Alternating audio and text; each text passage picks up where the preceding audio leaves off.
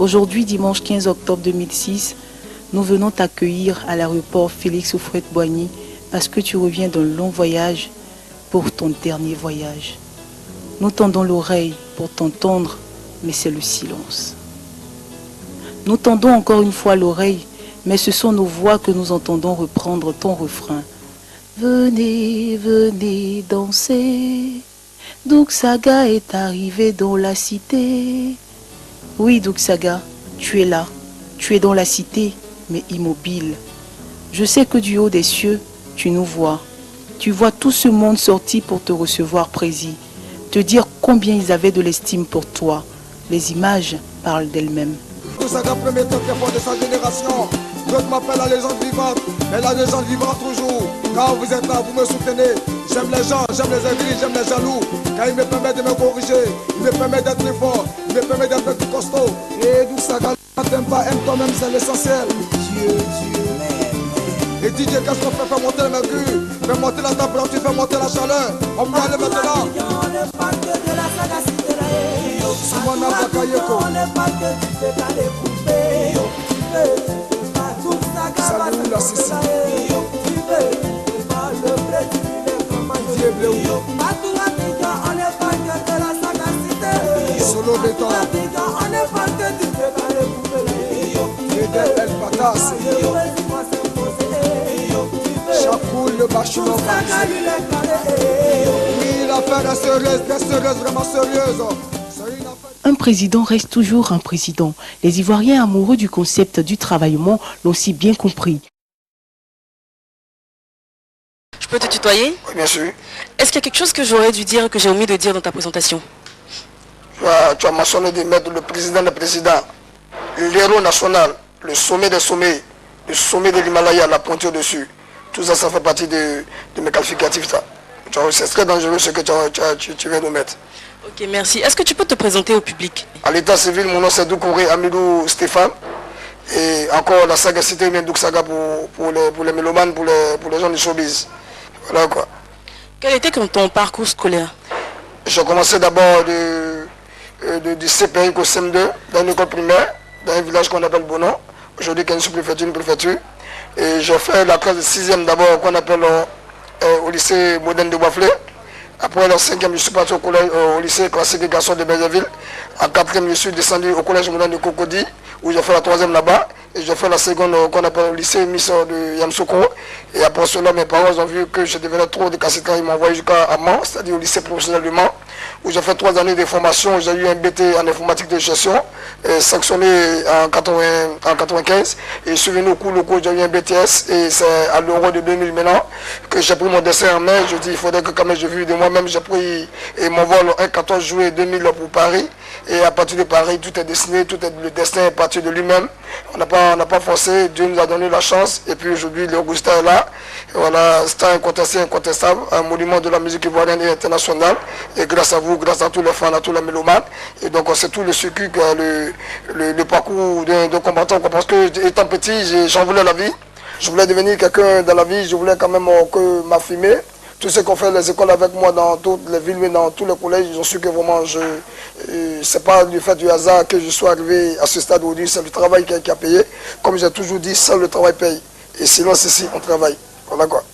Et quand tu es arrivé à Paris, qu'est-ce que tu as fait? Je suis arrivé à Paris le 14 juillet 2000.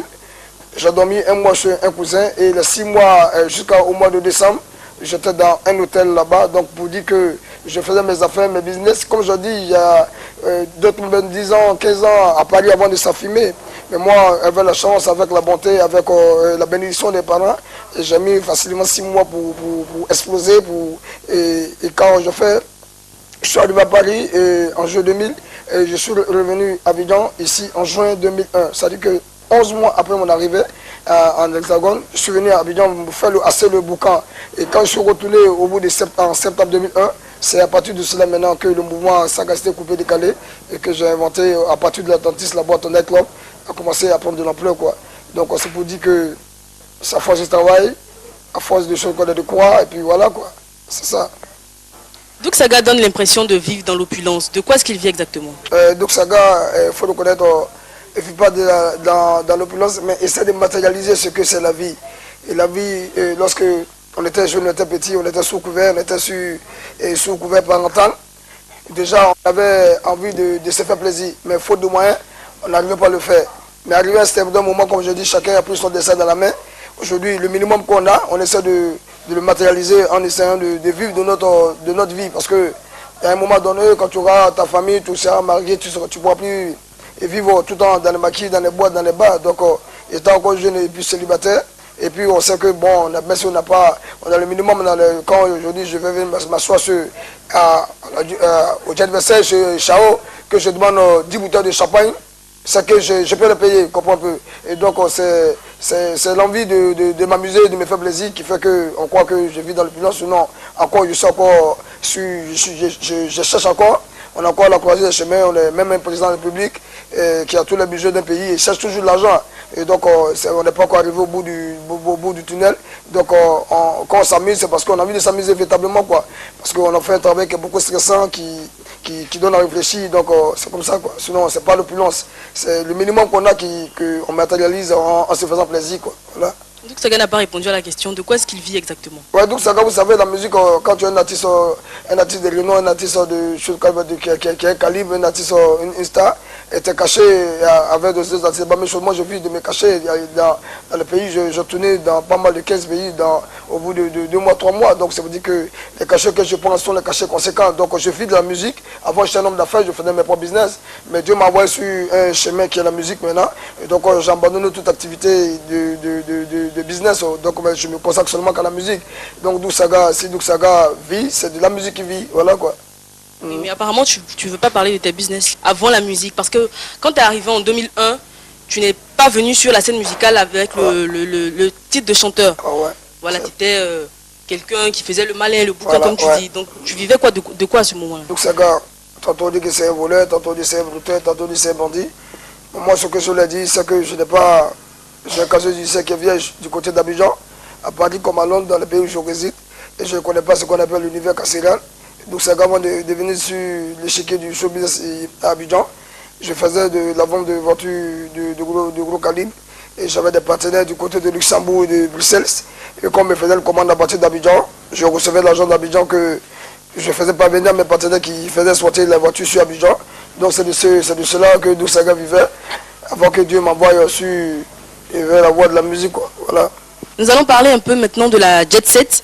On raconte que ce n'est pas Douk Saga le créateur de la Jet Set, c'est plutôt Joe Papi, d'autres disent que c'est Moula. Qu'en est-il exactement? Du coupé de Calo, de la Jet Set. La Jet Set, c'est un groupe d'amis. Et d'abord parce que la tendance au coupé de Calais est arrivée ici à l'orée de 2001-2002. Mais tous les professionnels, tous les sceptiques, tous les collègues de Paris, savaient qu'on peut discuter concernant la Jet Set. Vous comprenez peu déjà. Les gens qui s'étalent, qui racontent des histoires du côté dans les journaux Abidjan. Mais tous ceux qui sont à Paris, qui ont vu le début de la Jet Set, ils peuvent en parler. La Jet Set, c'est un groupe d'amis. Un groupe d'amis, je vous dis d'abord comment... je vous dis d'abord comment la Jet Set est venue. À l'origine, à Paris, il y avait 2 boîtes. Il y avait le Nelson à la mairie de Montreuil, et puis il y avait l'Atlantis, aujourd'hui qui cartonne en ce moment à Paris. Au début, au salon, il y a un salon présidentiel qu'on appelle le salon de la Jet Set aujourd'hui, qui est réservé à l'Atlantis depuis près de 4 ans, 5 ans. Et j'occupais ce salon.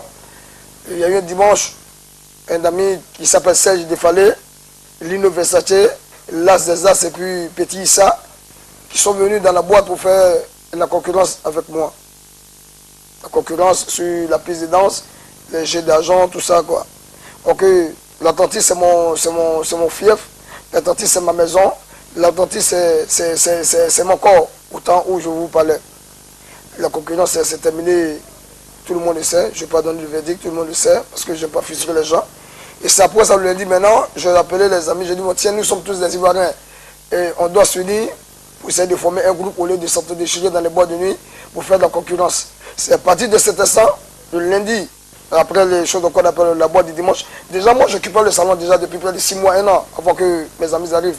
C'est là maintenant, c'est à partir de cet instant que Lino Versace et Las des As, avec Serge Defalé, ils sont venus, on s'assit dans un café, on dit, bon tiens, à partir de maintenant, on va se faire appeler la Jet Set, parce qu'on a les mêmes folies, les mêmes habillements, les mêmes envies, et puis et l'envie de se faire attendre. C'est à partir de cet instant que la Jet Set a été créée. Et le week-end qui a suivi, il y avait la matinée dansante qui commençait à l'Alizé. Et là maintenant, il y avait tout la Jet Set de grand complet, dont je vais citer les noms. Molare, Chakoulé, Lino Versace, Boro Sangui, Las des As, et sans oublier Thierry Kofi. C'est un groupe de près de 8 personnes. Et après, un an après, il y a les Q Juniors qui sont arrivés des États-Unis, les PD Patassé qui ont été recrutés, donc qui forment aujourd'hui la grande centre au complet. Voilà. Donc on a déjà cette... Et puis au début du mouvement, quand j'ai envoyé le coupé décalé ici, on me mettait en opposition avec un certain Joe Papi, qui disait, qui taguait qu'il était un des concepteurs du coupé décalé. Je lui dis, tiens, il y avait le coupé coulé avant que les anciens béguisses dansaient, mais le coupé décalé, c'est que j'ai envoyé avec les tendances d'habillement, des habillements cherchés. Ça n'a rien à voir avec l'autre tendance. Et toi, ça polémiquait, ça jazzait, mais être le type de coupé décalé, ça ne te donne pas le privilège de tout. Tu comprends un peu, chacun a sa chance dans la vie, chacun mène sa vie, chacun vit, quoi. Tu comprends un peu. Voilà, quoi. Tu as parlé de recrutement tout à l'heure. Oui, il y a un recrutement qui fait partie de la Jet Set. Comment ça se passe? Il y a un recrutement, il y a qu'une journée qui était à l'école aux États-Unis, mais qui a rejoint le groupe. Il y a peut-être Patassé qui était dans un groupe là-bas qu'on appelait la Diaspora, mais qui est venu à la Jet Set. Donc, on voit quoi. Justement, à tous ceux qui sont candidats pour faire partie de la Jet Set, on va demander à Doug Saga les conditions de recrutement de la Jet Set. Est-ce qu'il faut particulièrement venir d'une famille aisée ou est-ce qu'il faut être soi-même aisé? D'abord, pour les femmes, d'abord, les filles qui veulent adhérer à la Jet Set, il faudrait que d'abord elles aient un compte bancaire d'abord. Il faudrait qu'elles aient un appartement privé. Et puis en plus, il faudrait qu'elles aient des papiers. Il faut avoir des papiers, des cartes de séjour. Voilà, donc ça c'est pour les femmes ça. Et puis pour les hommes, il faut être des choses qu'on appelle il faut être un gars de la tendance, être un peu, c'est-à-dire qu'il faut savoir bien s'habiller, porter les vrais habits, porter comme les chaussures comme ça, être un peu les vraies chaussures, les vrais vêtements. Donc c'est tout ça qui caractérise la Jet Set quoi. Et toi, ce n'est pas, faut pas porter les chemises de Belleville ou bien de Couté quoi. Et toi un peu, parce que c'est une affaire à suivre. Il faut porter des habits qui coupent le palu. Comme les petits habits, il fait chaud, mais quand tu portes, c'est comme il y a le climatiseur. C'est tous ces critères réunis qui font que tu peux être la Jet Set. Sinon, il y a les suiveurs de la Jet Set. Tu peux suivre la Jet Set, mais tu peux un gars de la Jet Set. Tu vois un peu, voilà. Donc pour les femmes, donc je vais récapituler pour les femmes, il faut avoir un compte bancaire pour les femmes. Il faut avoir des cartes bleues, il faut avoir des chéquiers, et puis il faut avoir des appartements privés. Et puis en plus de cela, il faut avoir des papiers pour voyager. Vous n'êtes pas venu en Afrique, ils avaient des papiers des Chinois, et puis après on monte à l'aéroport. Ça ne nous intéresse pas. Ouais, pour les hommes aussi, il faut avoir des vrais vêtements. Des vêtements qui coupent le palu et puis qui coupent la diarrhée aussi. Et toi, voilà. On remarque que Doug Saga nous parle toujours d'argent. Est-ce que Doug Saga n'est pas complexé parce qu'il ne vient pas d'une famille aisée comme le Mollard, comme Bédel Patassé, comme Kouyo Junior? Est-ce qu'il ne pense pas que les véritables valeurs de la vie sont ailleurs? L'argent, tout ça, vous faites le boucan, vous payez les bouteilles de champagne, le cigare et tout. Est-ce que vous ne trouvez pas que c'est un peu futile? Tout ça, c'est que vanité en fait. Quand vous allez, par exemple, décéder, les bouteilles de champagne, le cigare, tout ça ne vous suivront pas dans la tombe. Quelle place occupe Dieu dans la vie de Doug Saga? D'abord, quand vous dites que Doug Saga est complexé, Doug Saga n'est pas comment le mot là bien... C'est une question que je pose. J'arrive. Donc je vous dis d'abord sachez d'abord que Doug Saga, en temps lui, mais d'abord n'a pas connu qu'on appelle une enfance difficile. Vous avez dit au début que vous aviez connu une enfance difficile dans un petit village qu'on appelle Bono. Non, je dis que j'ai fréquenté. Et fréquenté, moi je suis qu'on appelle mon père et ma mère sont des Djoula. Et de la famille de Fouet Boigny que je vivais là-bas, tout le monde parlait le baoulé. Donc à 56 ans déjà, je parlais le baoulé et donc ça veut dire qu'un enfant Djoula qui parle le baoulé, ça veut dire que l'enfant est déraciné. Et donc ma grand-mère qui était la soeur du président Fouboigny, Mamie Djelma Sissé, et la mamie fêtait la mamie Alchoua, et m'a envoyé chez un musulman pour que j'apprenne la langue maternelle qui est le Djoula. Donc ça veut dire que Doug Saga, si moi je vais m'asseoir aujourd'hui, tous ceux qui me connaissent me parler de mon enfance, les deux candidats que Doug Saga elle n'est pas humble et c'est vente, vous comprenez un peu. Excuse-moi, je te coupe. J'ai l'impression que ce que tu dis est contradictoire. De la mesure où tu dis depuis jeune, tu aimais te montrer tout ça, mais tu ne le faisais pas par faute de moyens. Et tu nous dis maintenant que tu as une vie... Quand je dis par faute de moyens, parce que j'avais, je demandais l'argent à mes parents. Je volais l'argent de mes parents quand j'étais jeune. Je faisais des coups à mes parents quand j'étais jeune. Mais là maintenant, Doug Saga fait la vie maintenant, c'est parce que lui-même a ses propres moyens. Et donc, comme je disais, moi je vécu dans une cour qu'on appelle, j'ai vécu dans une famille qu'on appelle la famille des Boigny. Et là j'avais 2 ans jusqu'à ce que j'avais 5 ans que j'ai pris mon destin dans la main. Donc si je vais parler moi de ma vie, quand moi je partais pour la première fois en Europe, je ne suis pas parti par voie régulée. Moi je suis parti par gouvernement présidentiel. Je suis parti doté d'un passeport diplomatique de la Côte d'Ivoire. J'ai vécu dans les quartiers comme 2 plateaux. Donc ceux qui donc au moins quand nous on parlait de la vie, on parlait de famille, on parlait de Boigny, on parlait de Yassé, on parlait de Bédier. Donc ça veut dire que moi de 2 ans jusqu'à 25 ans, je n'ai pas connu ce combat en phase difficile. Et jusqu'à ce que j'arrive en Europe. Donc j'ai connu tout ce qui a été. Je partais le s'il vous plaît en D10, en voiture D10, comme vous savez, la part d'immatriculation. Ce sont les voitures présidentielles. Je voyageais en groupement à chaque 24 décembre pour aller à Msokolo fêter le président Boigny. Je mangeais avec le gouvernement. Il y a des ministres que nous on a nommés ici. Il y a des gens qu'on a nommés comme DG ici. Il y a des gens que nous on a suivi les choses qu'on appelle le col ici parce que le ministre voilà, qui t'a donné à chaque fois de la cour 20 bons de choses d'inscription pour qu'il partage à ses parents. Donc depuis je suis là, je n'ai manqué de rien. Donc on consomme. Et aujourd'hui, moi je ne parle pas de parents, je ne parle pas. Mon oncle que tout le monde connaît, Doukoulou Moussafa, était député même pendant 15 ans. Et jusqu'à aujourd'hui, c'est un baron du pays. C'est ton père? C'est mon oncle, c'est le monsieur qui a tout fait pour moi dans la vie. Tu parles de tes oncles, de la famille Boigny, mais tu ne parles pas de ton père. Donc, tu parles de ton père et de ta mère quand tu parles de ta famille. Mon père est exilé aux États-Unis depuis que je suis petit. Depuis que je suis 2 ans, mon père est exilé aux États-Unis. Et quand on parle aujourd'hui, je ne parle pas de mon oncle, je ne parle pas de mon père, je ne parle pas de ma grand-mère, je ne parle pas de ma tante. Je parle de moi aujourd'hui. Et toi, aujourd'hui, moi personnellement, j'ai ce qu'on appelle un bagage financier qui me permet de m'assumer. Quand je dis j'ai un problème de 2 millions, je vais pas aller voir mon père, je vais pas aller voir ma mère, je vais pas voir mon grand-père. Moi, je vais en banque et je donne mon bon et je prends l'argent. On parle de soi-même aujourd'hui. On ne peut pas dire parents. Donc si je veux parler de mes parents, donc disons que je suis fatale. Parce que du côté de la vie que j'ai vécue, personne aujourd'hui dans ma jeunesse ou bien dans ma vie n'a fait. Et là aujourd'hui, moi-même, je parle de moi-même parce que je m'assume moi-même à tous les niveaux. Quel que soit à Paris, quand je vais à Paris, quand je fais 3 mois à l'hôtel, c'est moi je paye. Quand je viens à Abidjan, quand je donne dans les résidences, c'est moi je paye. Et si j'ai un problème de 10 millions, je ne vais pas le voir qui que ce soit, je vais en banque pour le faire. Donc aujourd'hui, on parle de soi-même, on ne parle pas des parents. Ceux qui parlent de leurs parents, c'est les bons à rien, les vaniteux. Moi, je parle de moi aujourd'hui. Quand tu parles, ça trouve qu'il n'est pas vaniteux. Quand tu parles de moi, tu parles de moi. Tu ne peux pas de mon papa, tu ne peux pas de ma mère, tu ne peux pas de mon grand-père, tu ne peux pas de mes oncles. Puisque tu as cité les grandes familles, justement c'est étonnant que tu ne parles pas de ta propre famille. Quand tu me parles de parents aisés, ça veut te dire que Douk Saga n'a pas eu d'enfant difficile. Et concernant la vie et les parents, Douk Saga a des parents qui sont bien placés. Et aujourd'hui, Douk Saga te parle de lui-même parce qu'il est capable de tout. Tu vois un peu, c'est toi qui as envoyé en faisant des allusions à la famille de Kyo Junior, à la famille des choses qu'on appelle de Moulin, de Belle, c'est du vent tout ça. On parle de soi-même aujourd'hui. Et Douk Saga dit qu'il n'est pas vaniteux. Moi je ne suis pas vaniteux. Donc si je vais te dire que je vais parler de ma famille, on va dire que Douk Saga est vaniteux, mais il n'est pas un. Parce que de ma vie, de mon enfance jusqu'à maintenant, je n'ai pas connu un enfant difficile. J'étais au bas, j'étais dans les meilleures conditions qu'il faut un enfant. C'est parce que moi-même, je ne voulais pas faire le col que peut-être j'ai dévié sur devenu qu'on appelle un homme de business. Sinon, toutes les conditions ont été mises à ma place. Moi, je voulais quand même faire la vie. Je voulais faire la chava en fatiguant mes oncles, en fatiguant ma grand-mère, en fatiguant mes parents. Donc, ça peut dire que je fais ça. Tous ceux qui me connaissent depuis le 2 plateaux, Cocody, ils savent que je ne connais pas. Moi, je connais pas. Pourquoi c'est un quartier où je venais m'amuser. Mais dans les hautes sphères de la haute bourgeoisie, j'étais tout représenté. Jusqu'à ce que moi-même, j'ai eu mon indépendance financière. Voilà quoi. Douk Saga nous parle de son indépendance financière. Quelles sont les réalisations de Douk Saga aujourd'hui? Il a des constructions, il a des maquis. Qu'est-ce qu'il a? Il investit dans quoi? Dans l'immobilier, dans le transport, dans les voitures. Vous avez dit que vous allez laisser tomber les voitures. Donc, dans quoi est-ce que Douk Saga investit son argent? Donc, comme je disais quoi, dans la vie, chaque chose a son temps. Et chaque chose a son temps. Au départ, quand Douk Saga venait à Abidjan, si Douk Saga louait les voitures de location des hommes. Et quand Douk Saga venait ici, Douk Saga peut-être voyait quelqu'un pour lui donner l'argent pour partir en Europe. Aujourd'hui, Douk Saga, quand il vient, il a sa propre voiture, mais d'abord c'est un. Il habite chez lui, mais ça fait 2. Et Douk Saga aujourd'hui s'occupe comme il peut de sa famille, comme il peut de ceux qui le sollicitent. Donc prochainement, et là aujourd'hui, Saga, aujourd'hui, moi je veux dire, peut-être pour être un, moi, concernant moi, ma personne, je suis fort en banque aujourd'hui. Donc c'est après maintenant. Après maintenant que l'on va s'asseoir maintenant pour dire qu'est-ce qu'on va mettre dans telle chose ici pour faire. Donc je veux dire que chaque chose a son temps. Mais Douk Saga fait ce bouquin, il s'agit que Douk Saga ne va pas demain, lui après demain bien.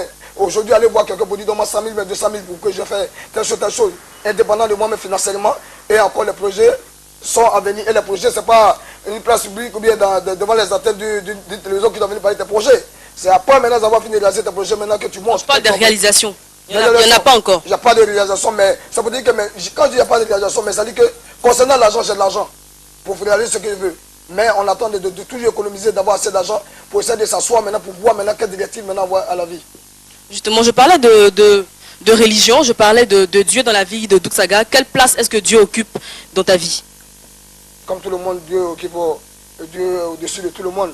C'est le sommet, c'est le summum. Être un peu Dieu occupe. Moi, je suis musulman pratiquant. Et donc, j'aime ma religion.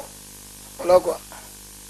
Douk Saga est musulman, il boit du champagne, il fume, c'est pas contraire à la religion? C'est pas contraire à la religion. Quand on te demande de ne pas boire pour que vous ne pas souffrir, pour ne pas déconner. Et Douk Saga boit occasionnellement du champagne pour se faire plaisir. Parce que le champagne, ça purifie le sang, puis ça donne la chance dans la vie. Donc, c'est ça quoi. On va parler de Douk Saga et de sa musique. Comment est-ce que Douk Saga a ressenti l'appel de la musique? Ouais, c'est comme moi, il y a 5 ans que je t'avais dit, si on me disait que Douk Saga est le chanteur, j'aurais te dit non. C'est nul ne maîtrise son destin. Mon destin a fait que je suis orienté vers la musique. Aujourd'hui, qui se passe très bien, qui se passe à merveille. Aujourd'hui, avec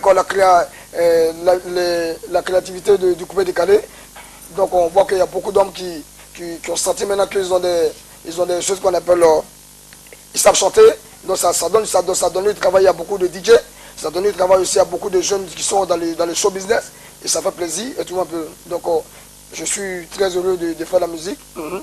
Et comment s'est passée ta collaboration avec DJ Brico? DJ Brico, c'est un de mes petits d'abord, même avant que je fasse sortir mon deuxième opus, il m'accompagnait dans mes voyages comme Bénin, comme Togo. Donc avec le deuxième album, c'était facile de venir, il a posé sa voix dessus, voilà, ça donnait quoi. Ouais. Puis aussi, avec mon clan que j'ai créé, on appelle ça, chose qu'on appelle la mafia russe avec la Mechala, DJ Ressources, Moudare, Lilo Versace. Donc c'est tout un clan, c'est tout un Bataclan. Voilà. Après 2 albums, comment se porte, je veux dire, quel est le bilan que Douk Saga fait de ces 2 albums? Ouais, le bilan il est positif. Le premier album c'était Siga, c'était un coup d'essai, un coup de maître. Et le deuxième album, le Héros National Bouche B, c'était une confirmation totale. Et donc, la promotion se passe comme j'ai envie. Le tournoi aussi se passe comme j'ai envie. Et donc tout est net, quoi. Tout est prêt. Le travail a été fait depuis longtemps. Le travail a été colossal. Donc ça donne le résultat qui est positif. Voilà quoi. Les relations de Douk Saga et du Moulard, que se passe-t-il exactement entre Douk Saga et le Moulard? On a lu dans des journaux que Douk Saga et le Moulard sont à couteau tiré, qu'ils ne s'entendent pas, on les voit tantôt ensemble, tantôt séparés. Est-ce que c'est pas un coup de pub? Donc vous savez, les journalistes, ils aiment opposer les gens à quelque chose. Moi, je m'appelle Alita Phil Doukouré Amidou Stéphane. Et Mouri s'appelle Mouri. Personne ne peut me comprendre qui que ce soit. Moi, je fais ma musique, je n'ai pas de concurrents. Quand je discute me cacher, le Moula n'est pas là, ou bien Eva n'est pas là, ou bien Ahmed Chala n'est pas là. Donc, c'est pour te dire que je ne vois pas en quoi la vie peut nous opposer. On ne cherche pas les mêmes nanas, il est marié, moi je suis célibataire, il habite chez lui, j'habite chez moi. On tourne ensemble. Et quand on vit en boîte, s'il y a 3 bouteilles de champagne à payer, il paye sa bouteille de champagne, je paye ma bouteille de champagne. C'est-à-dire que sur toute la base, sur toute la ligne, il n'y a rien qui peut nous opposer et il n'y a rien qui nous oppose. Tu comprends un peu? Vous n'êtes pas en conflit? On n'est pas en conflit, si les gens ils s'amusent, ils rient, ils ne savent pas que nous on se connaît depuis 5 ans. La jazz, c'est un groupe, il y a toujours les petits palabres, les bourdonnements. Mais pour dire non, que ça ne va pas dire quand l'explosion a venu, dit que non, c'est connerie ça. Et toi, on dit dans la vie, et seul le travail paye. C'est pas le début qui compte, c'est l'arrivée. Moi je veux vivre en parfaite harmonie avec tous les fans, avec tous mes amis, tout là-bas. Lino Versace, Amel Chala, qu'on appelle Sam Douket, tout la jazz parisienne comme londonnaise, quoi, sans oublier Tisco de Londres qui est là aussi. Donc il n'y a pas de conflit. Voilà. Nous étions au concert La Folie. Au début, je crois que c'était un duel. Douk Saga Moulard, on a eu des prospectus. Après le nom du concert a changé, c'est devenu La Folie. On n'a pas vu Douk Saga, on a dit que c'était pour un problème de calendrier discordant, mais Douk Saga est quand même venu au concert. Qu'est-ce qui s'est passé réellement? Ouais, très bonne question.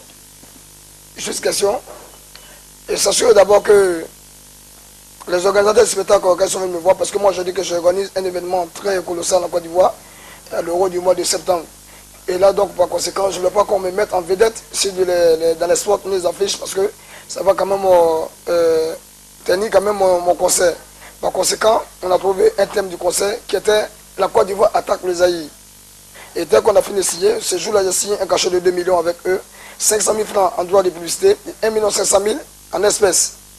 Lorsqu'on a fini de signer le contrat, les gens ils sont partis directement dans les bureaux, ils ont mis La Folie et Douk Saga face à face avec le Moula.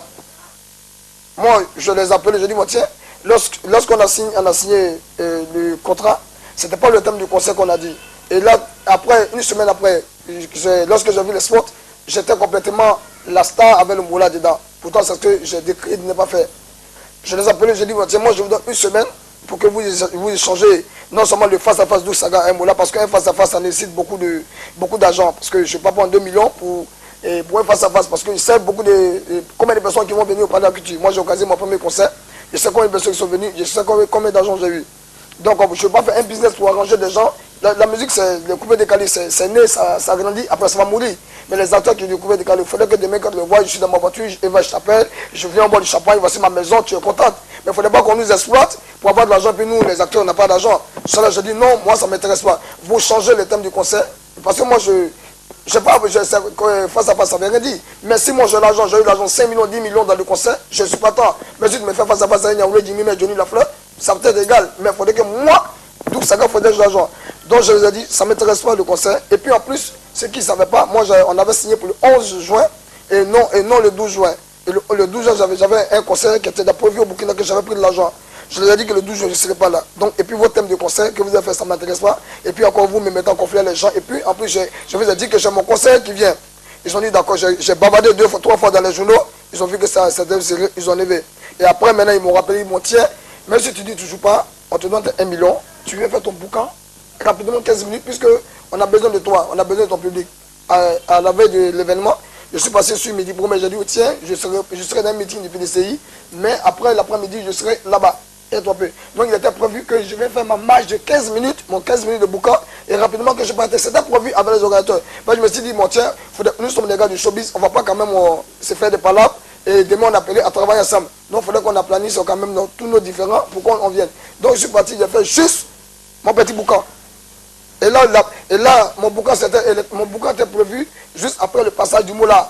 Quand le moula finissait, moi, je venais avec mes gars, on faisait le boucan. Et quand le moula finit de chanter, il nous a attendu en même temps. Moi, c'était mon showtime qui était là. C'était pas que le moula était en train de chanter, que je suis venu prendre le micro pour chanter. C'est quand le moula a fini de faire sa prestation. Et moi, je suis venu maintenant sur le podium. Ils m'ont annoncé avec mes gars. Et le moula, il est resté sur le podium pour participer. Ce n'était pas pour lui, mais pour faire quoi que ce soit. Et toi, les gars, ils ont pris ça à mal, mais ou bien ils ont pris ça comme ça, parce que Doux Saga est venu, après le public est parti, et laissant le moula là-bas, ça leur appréciation. Sinon, il était prévu avec la direction de la folie, que je vais faire mon showtime, et puis je partais. Et quand j'ai fini mon showtime, je pourrais revenir après, mais je suis parti directement parce que j'ai plus rien à foutre là-bas, quoi. Voilà. On va parler un peu de la vie privée de Doux Saga. Est-ce que Doux Saga a une femme dans sa vie? Oui, célibataire, mais un enfant de 2 ans. Il s'appelle Stéphane Doucouré Junior. Ouais, il est né à Paris. Ouais, le fils à son père. Le héritier au trône. Voilà quoi. Donc Doux Saga n'a pas de femme dans sa vie? Et Doux Saga n'a pas de femme dans sa vie, comme j'avais dit. Pour que j'ai une femme dans la vie, il faudrait que la fille que je dois marier, elle ait un portefeuille très lourd. Il faudrait qu'elle ait des sous, des vrais sous. Parce que l'argent, c'est le nerf de la vie, le moteur, quoi. Afin d'en suivre. Et l'amour dans la vie de Doux Saga? L'amour va forcément de pair avec l'argent pour Doux Saga? Non, comme j'ai dit que Doux Saga, c'est compliqué de toutes pièces. Doux Saga, c'est chercher de lui-même. Sans femme à côté. Aujourd'hui, où il y a le bonheur, il faudrait qu'une femme qui vient profiter juste de ce bonheur, elle a aussi.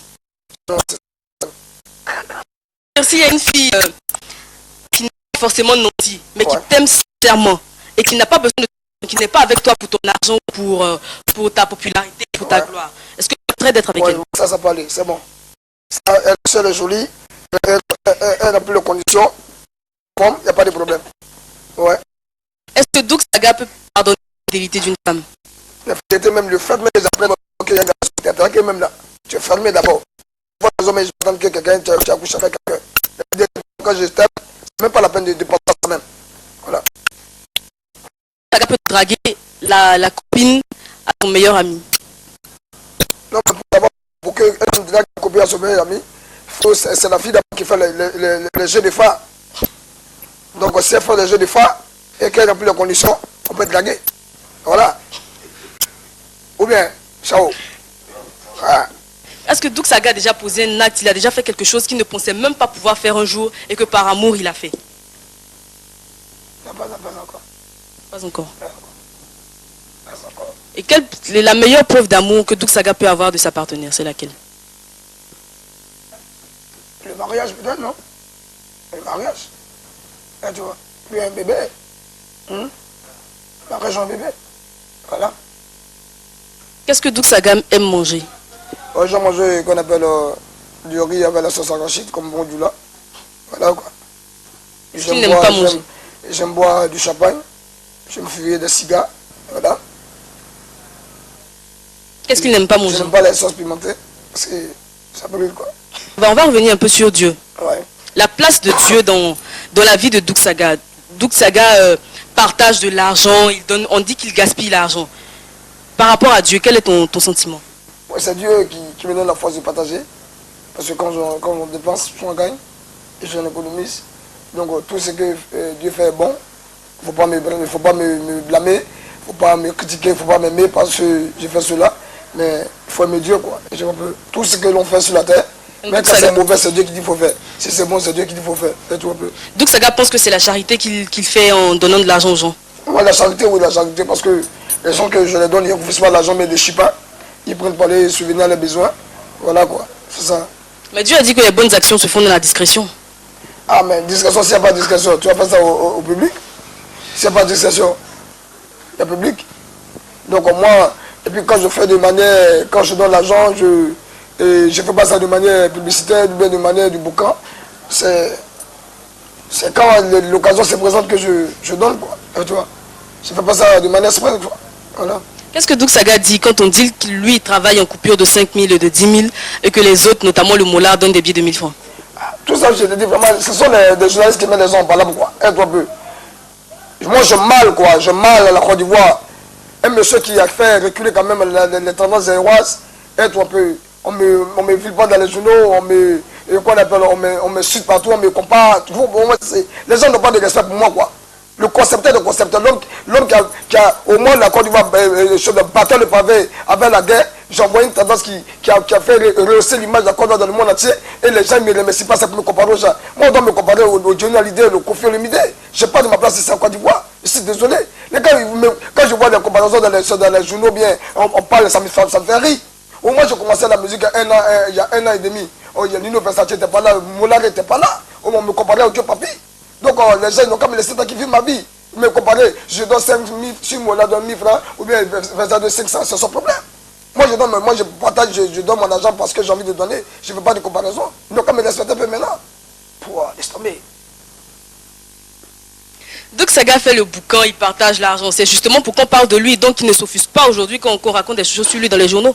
Au départ, quand j'ai commencé mon boucan à Paris, c'est que les gens dans Côte d'Abidjan ici, c'est petit. J'étais taxé de tous les noms à Paris quand je commençais. Les gens n'avaient jamais vu ça. Tu comprends un peu. Mais moi, je faisais ça pour déstresser, pour me faire plaisir. Et donc maintenant, après le plaisir maintenant est devenu du sérieux. Donc moi, je ne fais pas ça pour me faire remarquer bien ou bien pour qu'on parle de moi. Je fais ça pour m'amuser, pour me faire plaisir, pour déstresser, pour compresser. Maintenant, les gens ils prennent ça pour me comparer aux gens. Moi, je veux vivre en harmonie avec les gens. Ne me mettez pas en concurrence, mais en comparaison avec les gens. Moi, je m'appelle Doukourami Stéphane. Les gens s'appellent le nom là-bas. Je suis unique à mon genre. Voilà. Vraiment unique en son genre. On a entendu parler que Douk Saga a demandé à se faire décorer par le président de la République. Est-ce vrai? Oui, là, mais je profite encore devant le micro. Le président Gbagbo doit me décorer normalement. La manière de la décorer, je dois décorer normalement. Et puis je demande au président Gbagbo aussi de diminuer l'âge des candidats à 30 ans pour que je puisse me présenter aux élections présidentielles. Voilà, je dois me présenter aux élections présidentielles de 2005. Et je demande à ce que le président Gbagbo me décore pour tout ce que j'ai fait dans le cœur des Ivoiriens, dans le monde entier, pour l'image de la Côte d'Ivoire que j'ai véhiculée. Aujourd'hui, on ne parle plus des Zaïko, on ne parle plus de Makossa, ou bien du Kwassa, on parle du coupé décalé. Et quand on parle du coupé décalé, on dit ça qui est payé, c'est la Côte d'Ivoire. Donc pour tout ça, avec la joie que j'ai mis dans le cœur des gens, malgré ces temps de période, on doit me décorer pour ça. Une décoration, c'est seulement ce qu'on appelle une médaille. Ça peut être un couteau président. Le bienfait que j'ai fait quand même. Si on ne reconnaît pas que j'ai fait un bien, moi je dis, on doit me décorer. Voilà. Douk Saga n'est pas un peu mégalomane quand il dit ça. Et puis je pense que les autres, ceux par exemple Tonton Bouba, Adama Daïko qui ont été décorés ne l'ont pas demandé. Donc je suppose que quand le président de la République, qui te connaît sûrement, quand il sentira que tu es prêt à être décoré, il te décorera. Je ne sais pas pourquoi c'est toi qui te demandes d'être décoré. Mais ça dit depuis combien d'années, 3 ans qu'on ne me décore pas. Peut-être que tu ne le mérites pas. Non mais comme je sais que je le mérite, c'est pourquoi je demande. Et toute la population de la Côte d'Ivoire sache que je le mérite. Et tu comprends un peu. Donc je demande qu'on me décore maintenant. Voilà. Douk Saga, on peut parler un peu de politique avec toi? Ouais. Douk Saga de quel bord politique? D'abord, Douk Saga, c'est un candidat indépendant, comme je vous ai dit. Je dois me présenter au présidentiel. Parfois, par défaut de présidentiel, il y a les municipales et les législatives que je vais me présenter. Et Douk Saga, c'est un candidat indépendant, et tu ne fais pas la politique, mais quand même qu'il a ses convictions politiques. Voilà. Mais si on invite Douk Saga pour comment dire, une manifestation politique d'un parti évidemment politique, il va ou il ne va pas? Oui, Douk Saga, il est là pour faire sa prestation scénique, sa prestation artistique, mais pas pour prendre un micro pour soutenir publiquement un candidat. J'ai mon oncle, le député de Pourquoi qui a organisé un meeting du PCI au Champou où j'étais. Si demain le RDF va m'appeler gérer, le FFI va m'appeler gérer, donc Douk Saga va dans ce stade pour galvaniser la foule et faire sa prestation scénique, artistique, quoi, pas pour encourager ou bien pour soutenir le candidat à place. Quoi.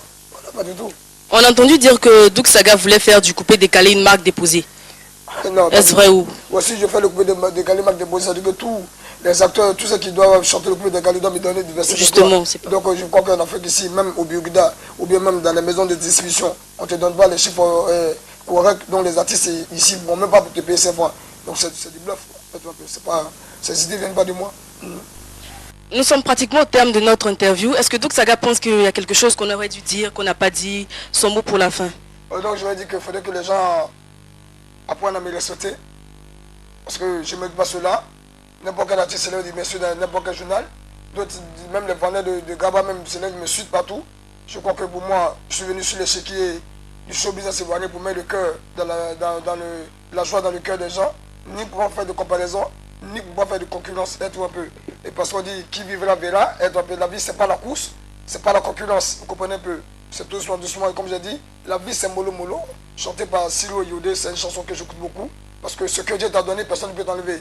Donc aujourd'hui, il y a chaque 10 ans en Côte d'Ivoire, Dieu a envoyé un phénomène à la Côte d'Ivoire pour amuser les gens. Il y a eu les Zouglou, il y a eu Alpha Blondy. Aujourd'hui, c'est Douk Saga. Il faudrait qu'on accepte cela. Demain, d'autres personnes vont venir et puis on ne va pas s'en plaindre, on ne va pas se faire du mal. Donc, ils n'ont qu'à apprendre à respecter les gens. Les comparaisons inutiles, ça ne m'intéresse pas. Moi, je vis la vie et ma vie comme je l'entends, comme je veux, comme je conçois. Tout le bouquin que je fais parce que ça me fait plaisir. Donc, je ne fais pas ça pour faire plaisir à qui que ce soit. Donc, affaire là-dessus, on a ça. Place est-ce que Douk Saga accorde au respect de la femme quand on sait que dans une boîte de nuit, que je ne citerai pas, Douk Saga a publiquement cité le nom de filles avec lesquelles il était sorti? Donc, moi, j'accorde une grande importance et puis un grand respect pour la gente féminine. Parce que la majeure partie de mon public est composée de 60% des femmes. Et là, pour les femmes qui se respectent, qui ne sortent pas, des femmes qui travaillent, qui sont tout le temps à la maison, elles sont épargnées. Mais les femmes qui sont dans le milieu du show business, qui fréquentent les boîtes de nuit au plateau ou bien au show de deux plateaux, je suis quand même obligé de les citer en public parce que ce sont ces mêmes femmes aujourd'hui qui sont en groupe, qui se cachent pour venir sortir avec toi, coucher avec toi. Et lorsqu'elles quittent chez toi, qu'elles sont en groupe, elles ne font que des paroles pour te dénigrer. Elles ne font que pour te rabaisser, te diminuer devant les gens.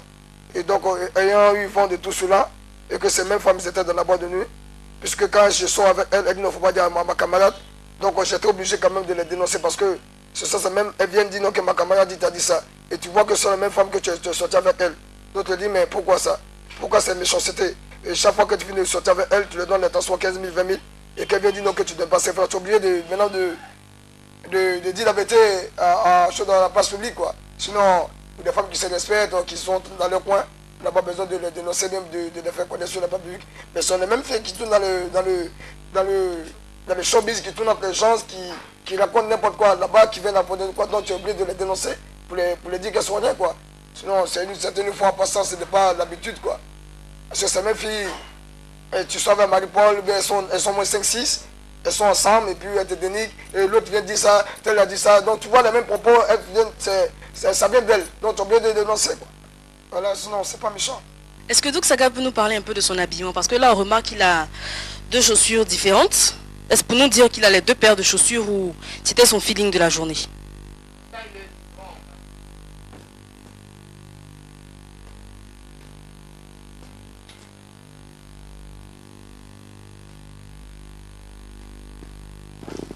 Et c'est ce que d'abord vous voyez que c'est écrit en chinois, en japonais, pardon. C'est de Yamamoto Kazai. C'était 2012, quoi. C'est pas encore sorti. Pour la commission mannequin internationale, il y a 5 personnes seulement qui pensent ça dans le monde entier.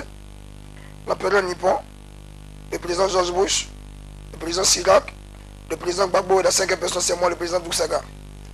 Oui, ça c'est reçu. C'est pour l'été 2012. Mais comme nous sommes des personnalités importantes, on m'a fait appel pour porter ça. Le pantalon, c'est un pantalon très mystique. On appelle ça pantalon mystique de Gianni Versace. Ouais. Voilà. Très très mystique, hein. Musique, et ça, Bakoto, tu vois. Ça soigne le palu, quoi, le pantalon, là. Ça soigne le palu. Ouais. Il y a le climatiseur dedans. Donc il fait chaud, il fait froid.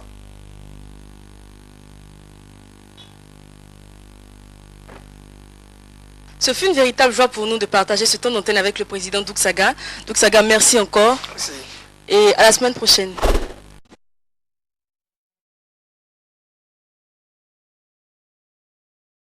Nous promenions notre caméra et là, le président de la jet set parisienne. Alors Douksaga, on espérait te voir manger dans un restaurant bon chic, bon genre. Et surprise, on te retrouve ici. Moi, c'est ma particularité, tu comprends un peu. Hein? D'autres personnes, certaines personnes qui ne te connaissent pas, des choses qu'on appelle, qui racontent beaucoup de choses sur ton compte, sur ta personne. Mais moi, je dis que le succès ne m'a pas surpris. Hein? Ou bien la star moderne ne m'a pas surpris. Parce que c'est moi-même qui me suis fabriqué. Avant qu'on me connaisse, déjà ici. Et puis 3 à 5 ans, je faisais le beau temps et la pluie à Paris là-bas. Hein? Donc, c'est pas quelqu'un qui m'a pris. Comme ça, on lui dit, bon, on va te mettre en studio, puis on va te faire. Ou bien on va payer ton billet d'avion, on va payer tout ce que je fais, mon billet d'avion, ma résidence, ma voiture, tout c'est moi, je le fais donc. Donc, on me fait plaisir, je vais vivre comme je l'entends, comme je le conçois. Je ne vais pas être là timoré dans un coin, bon, je ne vais pas aller, comme je suis star, je ne vais pas aller à Djamé, à Bobo, Makoli, non. Moi, je suis un artiste, tu comprends un peu. C'est pour vivre ta vie, être pour demain lorsque tu es mort, tu es mort. Donc, quand tu es vivant, ce que tu as envie de faire, de t'exprimer, tu fais. Et le coin, moi je prends, il y a des jours, le dimanche, je sors, mais je vais m'asseoir dans un coin de Gaba, ou dans un coin de Kakoli, ou tout plateau mes amis. On est là dans un maquis, quand on sort de la boîte de nuit, de 8h à midi. Et tu peux déshabiller, tu comprends un peu. Voilà, on attend de prendre du beau temps, on prend de se faire plaisir, tu vois. Qu'est-ce que Douksaga fait pour avoir tout cet argent? C'est un homme d'affaires. Moi, j'ai sauté de négoce et d'espoir. Moi, comme je connais, je faisais de grosses voitures. Ici, que j'ai mes frères qui vendaient. Des grosses voitures de cylindrée qu'on paye à bas prix avec les blancs qui. Et tu sais, les blancs, il ne faut pas 2 ans, 3 ans avec la voiture. Ils aiment les voitures qui viennent par collection. Quel conseil peux-tu donner aux jeunes qui ont envie de te ressembler? De lutter, de batailler, il faudrait qu'ils espèrent à la vie. Il ne faudrait pas qu'ils vont les faire des dégâts. Là, tu vois un peu. Donc, quand soi-même, ils vont compter sur leurs parents, ils vont compter sur eux.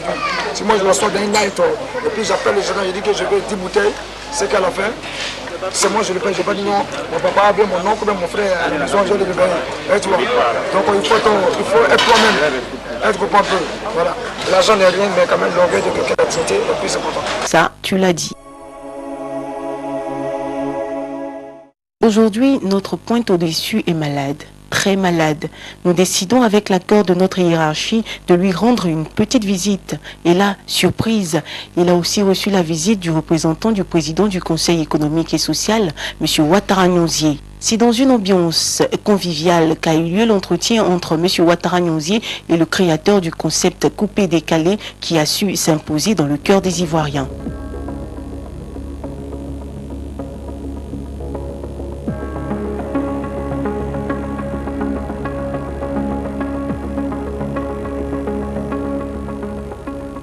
Quelques dizaines de minutes plus tard, c'est la fin de l'entretien.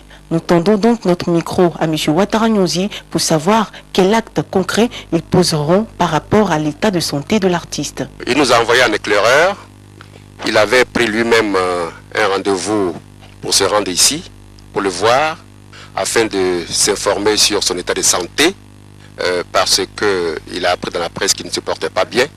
Il ne sait pas exactement de quoi il souffrait, donc il a souhaité lui-même venir s'informer et voir ce qu'il peut faire. Et nous sommes venus en éclaireur, nous avons discuté avec lui, mais le président Laurent Donald-Foro a dit qu'il souhaitait venir lui-même, donc pour l'instant je ne peux pas dire ce qu'il va entreprendre concrètement, mais je suis convaincu, il nous a indiqué de venir le voir et de lui apporter son soutien moral et de lui dire qu'il est prêt à l'aider. Donc il viendra le voir et il exprimera ce qu'il peut faire.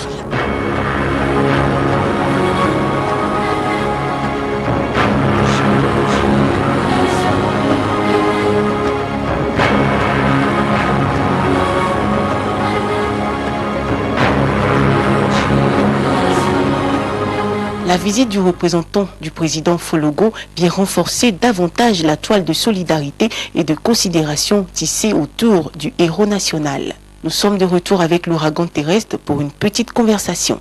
Tu es loin de la scène depuis un certain temps pour cause de maladie. D'aucuns disent qu'un de tes parents de connivence avec un de tes amis de la Jet Set t'aurait lancé un sort. D'autres disent que tu aurais eu un cancer de gorge. D'autres encore disent que tu serais sorti avec la femme d'un Béninois. Et encore que tu aurais le sida. La vérité, c'est laquelle? J'ai une insuffisance pulmonaire. On m'a donné des sales maladies comme le sida. Mais heureusement, Dieu est grand. Dieu amour, Jésus verse ses enfants. Ils ont fait tous les bilans à Paris, rien. Donc, en fait, c'est un problème mystique, en fait. Les gars peuvent te donner sida mystiquement. Hein.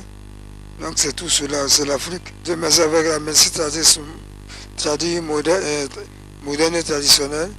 J'ai retrouvé la santé grâce à une dame, Madame Monet, et grâce au tout Seigneur, grâce à Jésus de Nazareth. Et toi, je suis devenu un grand chrétien aujourd'hui. J'y crois. Donc c'est tous ces gens, ces éléments qui ont fait que je suis aujourd'hui en bonne santé. Et là, j'ai revu ma santé, ma forme. Je suis prêt à tout, mais là, c'est seulement que mes petits pieds. Et puis, qu'on appelle.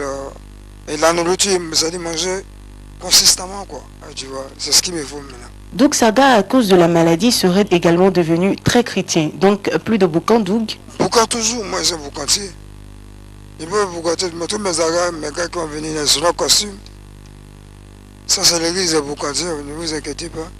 Est-ce que Doug Saga reçoit la visite de ses amis de la Jet Set? On a ouï dire qu'ils l'auraient tous quasiment abandonné, à part Jean-Jacques Kwame. Jean-Jacques Kwame même qui m'a offert un gîte. Sinon, le laisse tomber, c'est la merde. Hein? Je n'ai pas dit la mettre pour vous, mais la mettre pour la vie. Mais néanmoins, moi, je ne suis pas rancunier. Lorsque je les verrai, je leur dis bonjour. Je les salue, on va causer, mais s'asseoir pour boire un verre, c'est plus moi, quoi. Je vais organiser ma vie maintenant. Quelque chose à dire à tes fans? Dites aux fans qu'un président demeure un président. Vous comprenez que je suis le sommet des sommets, le sommet de l'Himalaya. La pointure au-dessus, on dit l'Himalaya, il y a les démons. Mais moi, Jésus-Christ de Nazareth, Amen, m'a envoyé là-bas pour aller le combattre. Ouais. Et que bientôt, il y aura un événement à Boulogne pour moi, à Abidjan ici, où ça va parler. Merci Doug Saga. Allez, bisous à toi, ciao. Après ce bref entretien où nous avons les larmes aux yeux de voir notre président ainsi, lui se montre très optimiste quant à recouvrer sa santé. Regardez. C'est vraiment fort, cette fois-ci très très fort. J'avais dit que l'affaire était grave, mais cette fois-ci l'affaire est sérieuse. Au-dessus d'une montagne, il y a tous des sommets. Je suis le sommet des sommets, le sommet de l'Himalaya. Les gens n'aiment pas les gens, mais les gens avancent toujours. C'est moi le président Doug Saga, premier très fort de sa génération. D'autres m'appellent la légende vivante, mais la légende vivante toujours. Quand vous êtes là, vous me soutenez. J'aime les gens, j'aime les aigris, j'aime les jaloux. Car il me permet de me corriger, il me permet d'être plus fort, il me permet d'être plus costaud. Et Doug Saga, les gens t'aiment pas, aime toi-même, c'est l'essentiel. Dieu, et DJ, qu'est-ce qu'on fait? Faire monter le mercure, faire monter la température, faire monter la chaleur. On peut aller maintenant. Simona Bakayoko. Salut la Sicile. Didier Bleu. Solo béton. El Patas. Chapoul le bachon. Oui, l'affaire est sérieuse, très sérieuse, vraiment sérieuse. Un président reste toujours un président. Les Ivoiriens amoureux du concept du travaillement l'ont aussi bien compris. L'absence du président très très fort a fait baisser tous les taux à la bourse des valeurs.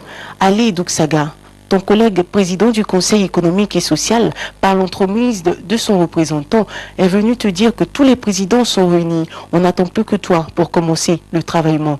Il ne faut pas que cette maladie t'empêche de te lever pour couper décalé, de te lever pour sagacité, pour le bonheur de la musique ivoirienne, pour le bonheur de ton pays, la Côte d'Ivoire. Puisse Dieu permettre que tu nous reviennes.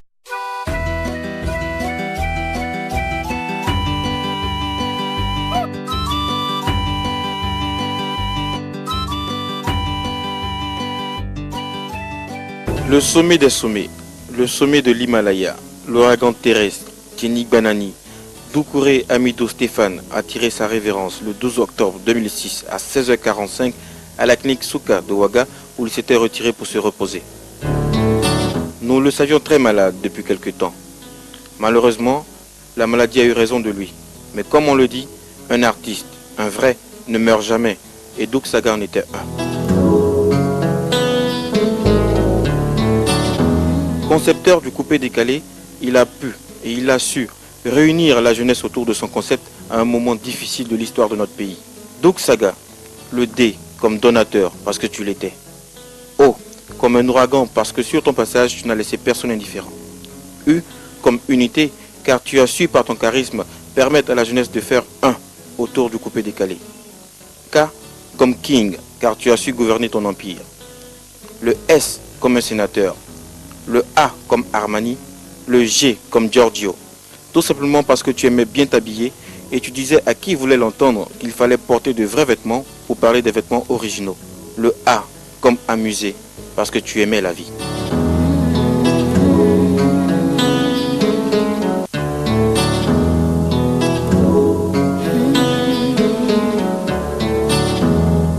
Du pays des hommes intègres, tu disais dans une déclaration à la presse que tu reviendrais très bientôt, que tu ne mourrais pas, que tu vivrais pour réorganiser le mouvement.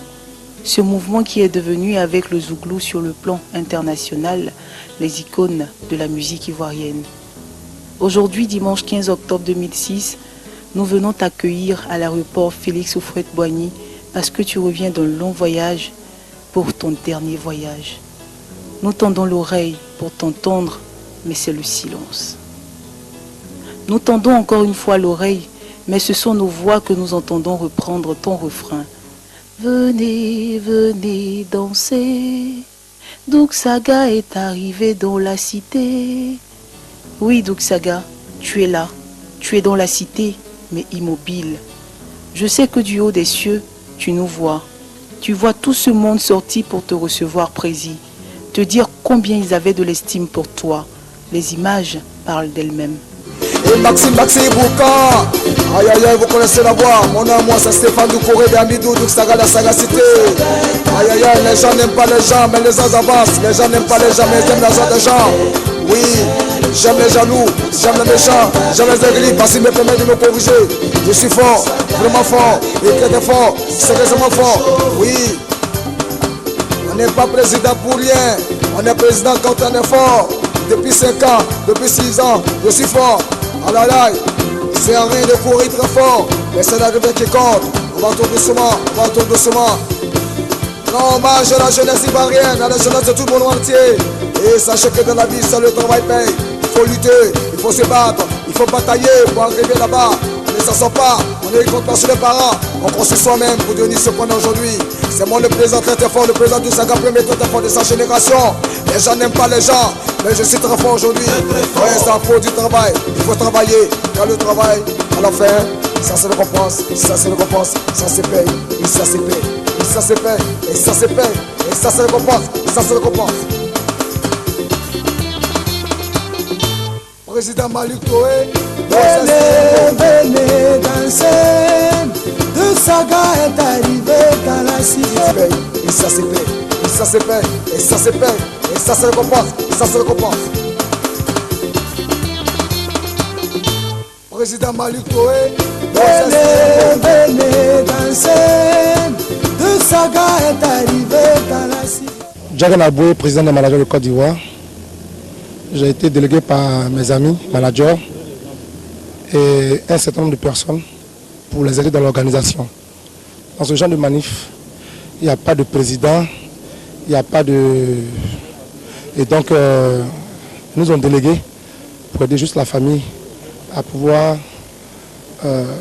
mieux organiser l'arrivée de la dépouille et puis ensuite établir un programme qui va suivre d'ici ce soir. Merci Jagan. Nous sommes maintenant avec Defao, celui-là même qui était toujours avec Douk Saga. Defao, c'est sûr que l'annonce de la disparition de ton frère t'a profondément marqué. Quelles sont tes impressions? Ouais, j'ai pas grande chose à dire. Grâce au président Douk Saga, aujourd'hui, les Ivoiriens avaient un peu la joie au cœur. Malgré la crise, aujourd'hui, on retiendra de l'histoire que Douk Saga fut le créateur de la sagacité, le président